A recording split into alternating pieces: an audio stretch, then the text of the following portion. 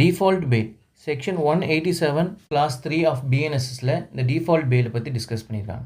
So default bail எப்போ claim பண்ணலான்னு பார்த்தீங்கன்னா, ஒரு பர்டிகுலர் அஃபென்ஸ்க்கான இன்வெஸ்டிகேஷன் வந்து ப்ரிஸ்கிரைப் டைம், அதாவது 60 ஆர் 90 டேஸ்க்குள்ளே கம்ப்ளீட் ஆகலை, அதுக்கப்புறமா அந்த அக்யூஸ்ட் வந்து ஸ்டில் அந்த பெயில் வாங்குறதுக்கு அவரும் ரெடியாக இருக்கார், ஸோ ஃபர்னிஷ் பண்ணுறதுக்கு ரெடியாக இருக்காங்க அப்படின்னா, அப்போ கண்டிப்பாக வந்து அவருக்கு பெயில் கொடுத்து தான் ஆகணும் அப்படிங்கிறது சொல்கிறாங்க.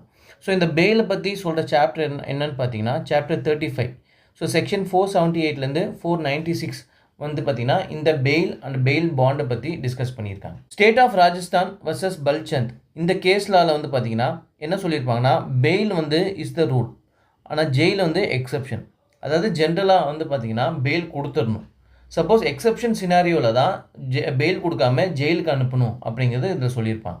ஸோ அந்த இன்வெஸ்டிகேஷன் 60 ஆர் 90 டேஸ்க்குள்ளே கம்ப்ளீட் ஆகலை, அந்த அக்யூஸ் வந்து பெயில் ஃபர்னிஷ் பண்ணுறதுக்கு ரெடியாக இருக்காங்க அப்படின்னா, அப்போது அங்கே கண்டிப்பாக வந்து பெயில் கொடுக்கணும். அதுக்கு பேர் தான் default bail. So section 187 clause 3 அதை பற்றி தான் பேசுகிறாங்க.